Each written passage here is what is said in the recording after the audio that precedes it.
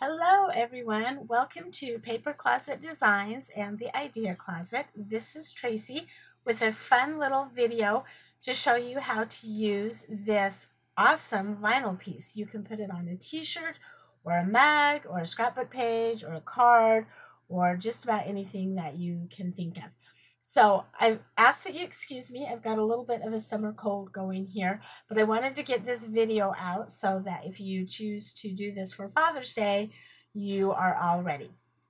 I am working today in Silhouette Business Edition. The files can also be opened up in Cricut, and I will show you that. With the Business Edition, you can open up SVGs. You can also do that in Design Edition. You can open up the SVGs, which is what I have on my screen right now. But if you have Basic Edition, you are limited. However, I make all of my files so that anybody working with Silhouette, regardless of what software they have, can use them.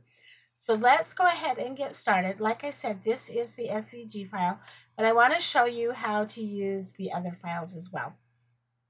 So we'd go to File and Open, and that's going to open it up into a new window.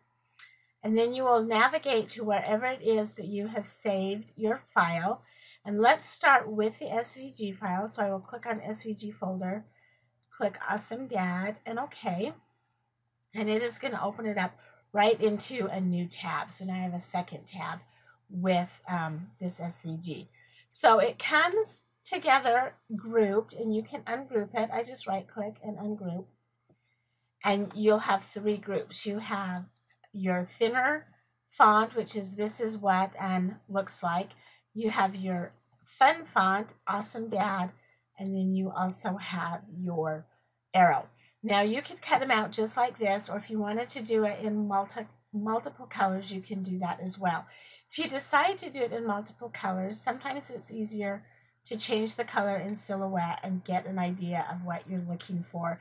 And it also helps you to decide which ones to cut. So let's do that. If I was going to do, this is what looks like, I would come up here to my fill window, and I'm going to click, I'm going to do this one in a darker gray. And then I will do my Awesome Dad in this pretty blue that I really like. And then my arrow, you could do it in a third color. I actually just like it in that darker gray again. And then we can cut it out. So you can cut it by your colors. You can separate it and cut the awesome first and then the words next, however you want to do it. This isn't a lesson on how to set that up. It's just how to show you how to open it. So I'm going to select everything and group it again. And there is my SVG file. So now if you are working with your Basic Edition, like I said earlier, you can't open up SVG files, but you can do DXF and GSD. So we're going to go to File, and this time I'm going to open or click on Merge. And what that will do is it will open it up into the same window so that we can compare what we're doing. Go back to my Awesome Dad file, and I'm going to do DXF next. So click on DXF, Awesome Dad, and bring it in. Now, when you're working with DXF and GSDs, it brings in each piece as its own image, or in other words, it's not grouped. So if I click on the A, it's just the A. If I click on the center of the A, it's just the center of the A. So if I were going to color it like I did this, I would select all the words, or excuse me, all the letters, group them,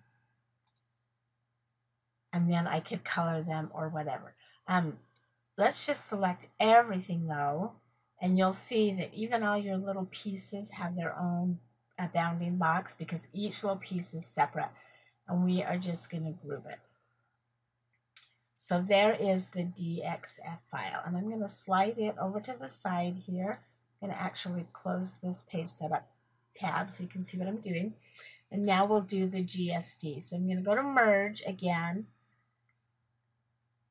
Back up to my Awesome Dad folder, and there is the GSD file.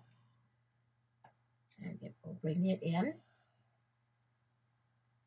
And once again, each little piece is its own image. So we're going to select everything. And we're going to group it.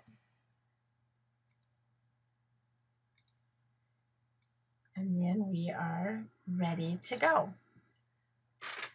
So let me show you the biggest difference, besides the fact that it comes in separately as compared to a group. It cuts the same. You can fill it in, you can color it, whatever you want to do. However, sometimes it brings the different images into a different size. So if I click on the SVG file and come up here, you'll notice that it's at 10 inches, 0.536, so 10.536 inches, which is about what I designed it at. It comes in pretty close to the original design.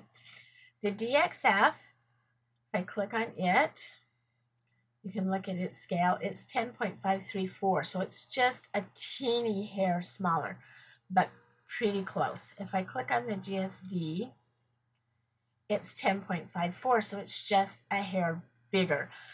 It doesn't really matter. It doesn't make that big of a difference. It is slight.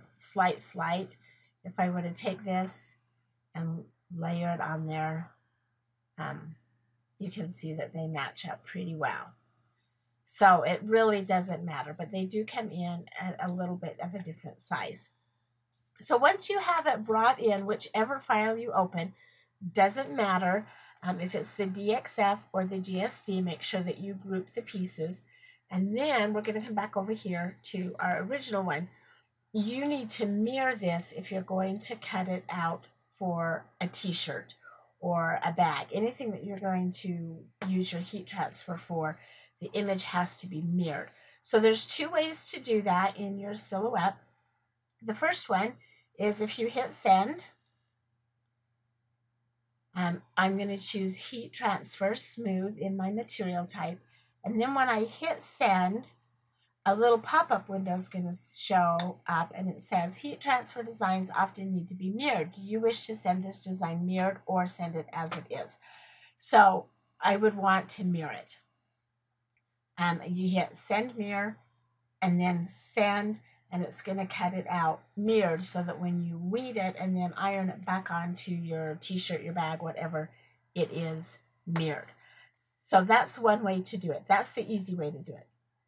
The other way to do it is if you grab your image, and let's just slide it off the mat a little bit, and then we're going to open up our replicate tool, and there's a mirror option right here, and I'm going to mirror right, and it's just going to mirror it for me. I still have the original off the mat because I'm not going to cut it, but then I have this one here.